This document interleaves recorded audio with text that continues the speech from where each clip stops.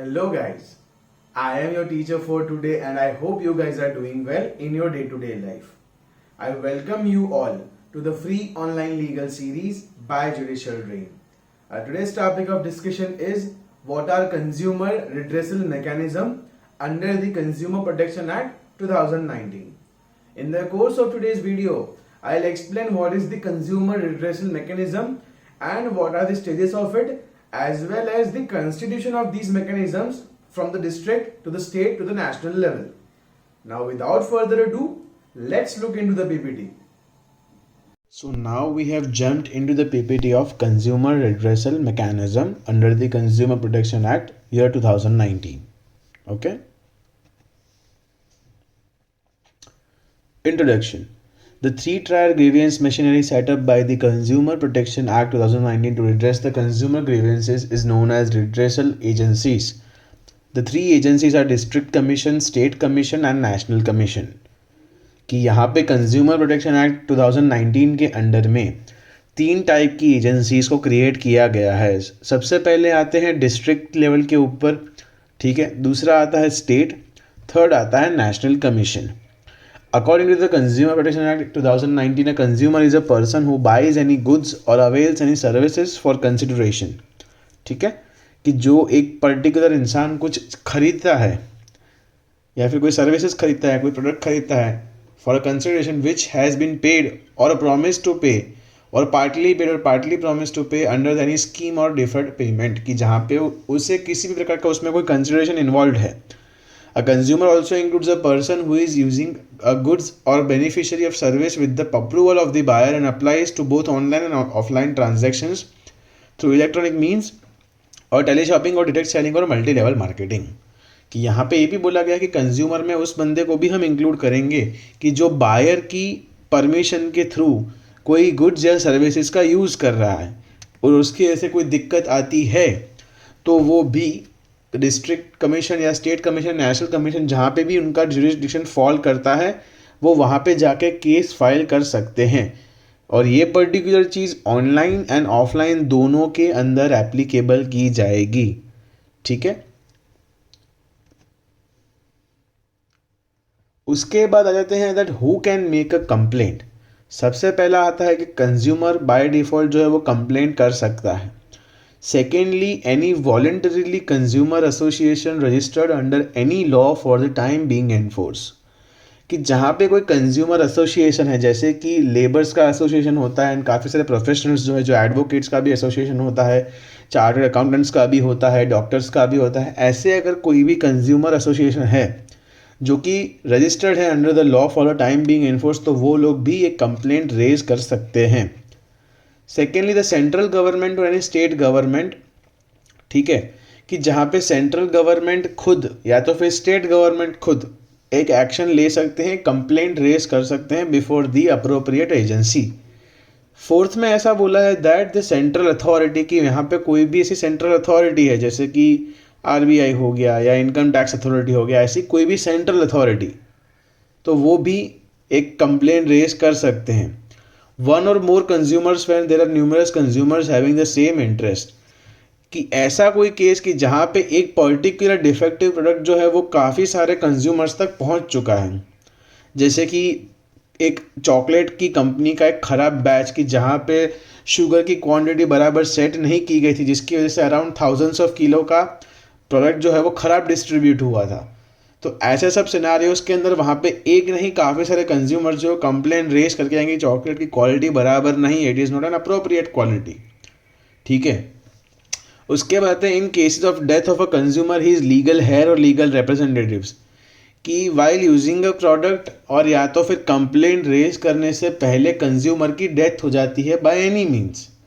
ठीक है, कि किसी भी वजह से उनकी डेथ हो जाती है तो उनके लीगल हेयर या तो फिर उनके लीगल रिप्रेजेंटेटिव्स भी एक कंज्यूमर जाने जाएंगे. ठीक है. In case of a consumer being a minor, his parent और अ लीगल गार्डियन, कि जहाँ पे अगर कोई कंज्यूमर जो है वो माइनर है तो उसके पेरेंट या तो फिर लीगल गार्डियन जो है वो कंप्लेंट रेज कर सकते हैं विदाउट अ डाउट. ओके. उसके बाद आते हैं कि कंप्लेंट कहाँ पे फाइल होगी. अल्टीमेटली यहाँ पे हम जुरिसडिक्शन के बारे में बात करेंगे. जैसे क्रिमिनल केसेस के अंदर हमारे पास दो ऑप्शंस होते हैं, जहाँ पे कॉज ऑफ एक्शन अराइज हुआ है वहाँ पे, या तो फिर जहाँ पे डिफेंडेंट रहता है वहाँ पे हम केस फाइल कर सकते हैं। पुराना एक्ट भी ये सेम रूल्स फॉलो करता था, बट ये नए एक्ट के अंडर डिस्ट्रिक्ट कमीशन जो है with in its local limits of jurisdiction, यहाँ पे 3 कैटेगरीज दे के रखी हैं। सबसे पहला तो प्लेस ऑफ बिजनेस और residence of the opposite parties, ठीक है, या तो फिर प्लेस ऑफ बिजनेस और रेसिडेंस ऑफ द कंप्लेनेंट, या तो फिर where the cause of action has arise wholly और पार्ट अराइजेस। जैसे कि सपोजली कि जहाँ पे प्लेंटिफ रहता है, या तो फिर जहाँ पे डिफेंडेंट रहता है, या तो फिर उनका प्लेस ऑफ वर्क या फिर प्लेस ऑफ बिजनेस जहाँ पे है, वो इन दोनों में से कोई भी एक जगह पे केस फाइल कर सकते हैं। या तो फिर जहाँ पे कॉज ऑफ एक्शन हुआ, या तो फिर जहाँ पे एक्चुअल में वो चीज़ वो यूज़ कर रहे थे और वहाँ पे जाके कुछ दिक्कत आई, तो उस पर्टिकुलर एरिया के अंदर भी ये केस जो है वो फाइल हो सकता है, ठीक है। 3 लेवल्स कि जहाँ पे कंज्यूमर प्रोटेक्शन एक्ट ईयर 2019 ने यहाँ पे 3 लेवल ऑफ रिड्रेसल एजेंसीज जो है वो प्रोवाइड की है। जैसे रेगुलर कोर्ट्स के अंदर सबसे नीचे होते हैं डिस्ट्रिक्ट कोर्ट, उसके नीचे जो होते हैं वो court of magistrate and court of metropolitan जज। लेकिन फॉर बेसिक अंडरस्टैंडिंग समझ लेते हैं डिस्ट्रिक्ट कोर्ट, उसके ऊपर हाई कोर्ट एंड उसके ऊपर सुप्रीम कोर्ट। सेम चीज़ यहाँ पे फॉल होती है। सबसे पहले आता है डिस्ट्रिक्ट कमीशन, सेकेंडली आता है स्टेट कमीशन, थर्डली आता है नेशनल कमीशन। इसका पेक्यूनरी जुरिस्डिक्शन जो कि मॉनेटरी टर्म्स के अंदर डिसाइड एंड प्रिस्क्राइब्ड किया गया है under this particular act. So district commission के अंदर जिस किसी भी पर्टिकुलर कंज्यूमर गुड या कंज्यूमर सर्विस के कुछ भी मैटर होती है जिसका वैल्यूएशन लेस देन 1 CR है, तो फिर जो सब्जेक्ट में जो पर्टिकुलर चीज़ के ऊपर डिस्प्यूट हुआ है उसकी monetary value less than 1 CR, तो वो डिस्ट्रिक्ट कमीशन के अंदर फॉल करेगा।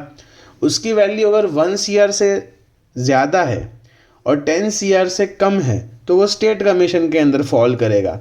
अगर उस चीज़ की वैल्यू जो है वो मोर देन 10 CR है तो वो डायरेक्टली नेशनल कमीशन के अंडर फॉल करेगा, ठीक है। Before we move any further, let me give you an overview of our website judicialdream.com. As you can see, this is the home page. Okay, here you can find list of books of grammar, judgment writing, essay writing, okay, as well as you will find certain model answers. Let's say this is for the damnum sine injuria, which we have covered in the video series.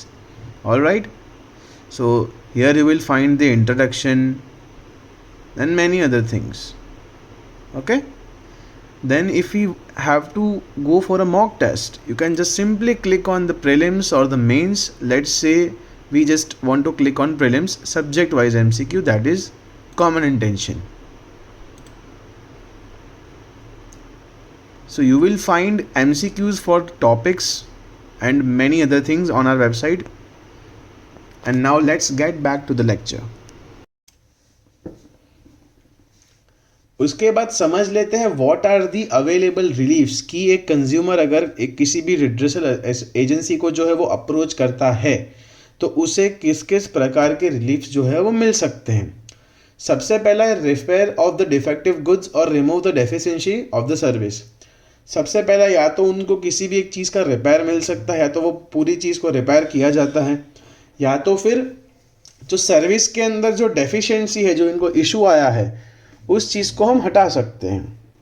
For example, अगर सपोजिवली आपने किसी भी एक प्रकार का laptop खरीदा है, ठीक है, उसमें कुछ दिक्कत आती है कि स्क्रीन ब्लैकआउट हो गया, तो कीबोर्ड काम नहीं कर रहा है आफ्टर यूजेज ऑफ 1 मंथ, कि जहाँ पे कोई फिजिकल डैमेज नहीं है, कोई वाटर डैमेज नहीं है, तो ऐसे सिनेरियोज के अंदर अगर वारंटी पीरियड में भी अगर वो लोग आपको ये चीज़ रिपेयर या रिप्लेस करके नहीं दे रहे हैं, तो आप कंज्यूमर फोरम में जाके ये पर्टिकुलर रिलीफ जो है वो जज के सामने मांग सकते हैं that either this thing should be repaired और रिप्लेस्ड एंटायरली, ठीक है। दूसरा आता है replacement of defective goods with a new one, की जैसे हमने एग्जांपल में लिया, अगर ये चीज़ पॉसिबल नहीं है कि इसको हम रिपेयर करें, क्योंकि देर आर सर्टन सिनारियोज कि जहाँ पे किसी भी एक चीज़ को रिपेयर करने का जो कॉस्ट आता है, ठीक है, वो उस चीज़ को एंटायरली नया खरीदने जितना ही हो जाता है। सपोजिटली आप किसी लैपटॉप को रिपेयर करवाने के लिए लेके जाते हैं, वो बोलता है दैट आपका लैपटॉप जो है वो 90,000 का है, लेकिन इसे ठीक करने का खर्चा ही 70,000 रुपये है, दैट इज 70,000। तो इसमें आप पैसा ऐड करके नया ही ले लेंगे। तो ऐसे कुछ सिनेरियोज के अंदर हम जो है वो रिप्लेसमेंट भी पे कर सकते हैं। ठीक है। तीसरा आता है refund the price paid by the consumer for the good और द सर्विसेज। यहाँ पे ऐसा भी पॉसिबल है दैट जो कंज्यूमर है उसको ये प्रोडक्ट यूज़ करने के बाद वो ब्रांड्स से विश्वास उठ गया, क्योंकि ये प्रोडक्ट एक तो ख़राब निकला, सेकेंडली वहाँ पे उनको प्रॉपर सर्विस नहीं मिली जिसकी वजह से उनको कंज्यूमर फोरम जाना पड़ा। तो वो ऐसे सिनेरियोज के अंदर रिफंड भी पे कर सकते हैं। Payment of compensation in cash for the loss और the injury has suffered because of the defective good और the defective service. Consumer had to approach the consumer redressal agencies and that wasted his or her time. So for that purpose they can also demand for compensation. Same goes for the punitive damages. Alright. उसके बाद आता है removal of misleading advertisement and issue of a correct advertisement.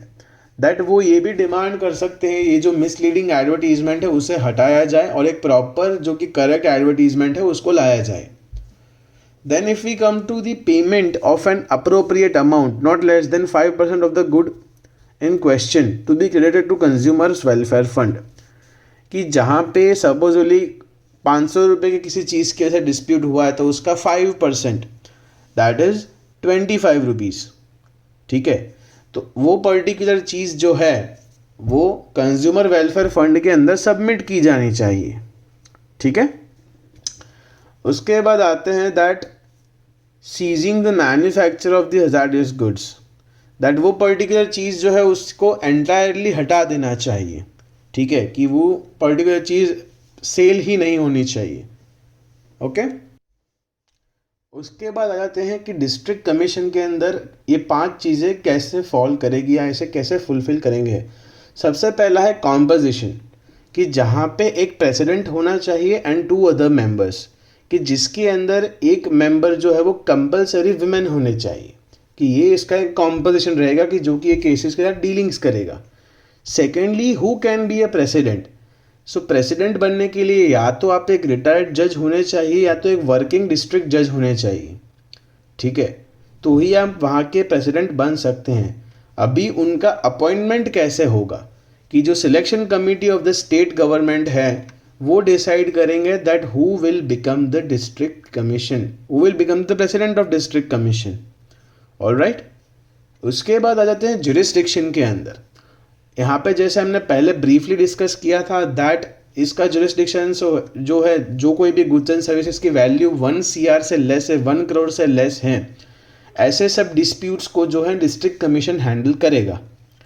Appeal against orders, if the aggrieved party is not happy with the jurisdiction of the district commission, they can appeal against the judgment in the state commission within 45 days। कि यहाँ पे prescribed limitation period is 45 days subject to the other limitations, other provisions of the Limitation Act 1963।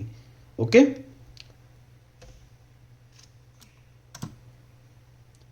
Then आ जाते हैं state के ऊपर। इसके composition के अंदर एक प्रेसिडेंट रहेगा and at least 2 members and one of the member should be a woman which is similar to the district commission. ठीक है, बट वेरएज यहाँ पे who can be a president, so working और रिटायर्ड जज of the high court can be the president of this commission. ठीक है, जहाँ पे डिस्ट्रिक्ट के अंदर डिस्ट्रिक्ट जज को बनाया जाता है, वेरएज स्टेट के अंदर स्टेट मतलब हाई कोर्ट के जज को बनाया जाता है। ठीक है। थर्डली आ जाता है appointment of president. After consulting with the Chief Justice of the High Court, the state government appoints the president of the state commission। की जहाँ पे यहाँ पे भी state government जो है वो decide करती है that who will be the president of the state commission, but यहाँ पे Chief Justice of the particular High Court उनका opinion भी matter करता है। ठीक है। इसके jurisdiction में जैसे हमने briefly discuss किया था that if any goods or services is having a value of more than 1 CR and less than 10 CR, तो उसकी कंप्लेंट जो है वो स्टेट कमीशन के अंडर में ही फाइल होंगी। उसके बाद आते हैं appeal against orders. So if the aggrieved party is not happy with the jurisdiction of the state commission, then they can appeal against the judgement of the judgement in the national commission in 30 days by depositing 50% of the fine money. That appeal can definitely be fine अगर आप जो है वो चीज़ with in 30 days में करते हो bye depositing 50% of the fine money की, जो आपके ऊपर फाइन इम्पोज किया गया है। ठीक है। उसके बाद समझ लेते हैं व्हाट इज नेशनल। ठीक है, तो इसके कंपोजिशन के अंदर जो है एक प्रेसिडेंट होगा and 4 member should be there, and इसके अंदर भी 1 person should be a woman. Okay, who can be a president? So a working or a retired judge of Supreme Court can become the president of the National Commission. Appointment of president. So after consulting with the Chief Justice of India, the central government appoints the president of the National Commission कि यहाँ पे जो है वो central government खुद decide करते हैं that who will be their president. Alright? उसके बाद आ जाते हैं jurisdiction कि जहाँ पे कोई भी goods and services की value more than 10 CR होती है, तब वहाँ पे जाके हम नेशनल कमीशन को अप्रोच डेफिनेटली कर सकते हैं। Whereas if we talk about appeal against orders, if the agreed party is not happy with the jurisdiction of the National Commission, then they can appeal against its judgment in the Supreme Court within 30 days by depositing 50% of the money. However, one can file the complaint only when the value of goods and services exceed 10 CR. अगर हम national commission के judgement से सहमत नहीं हैं तो हम supreme court को अप्रोच कर सकते हैं इन 30 days by depositing 50% of the fees. But यहाँ पे एक कंडीशन ये है दैट वो प्रॉपर्टी की वैल्यू 10 CR से एक्सीड होनी चाहिए, तो ही हम यहाँ पे अपील कर सकते हैं। ठीक है, so by this slide our lecture is effectively over. I hope you guys have understood the whole lecture, and please subscribe to our YouTube channel and drop a comment and like this video.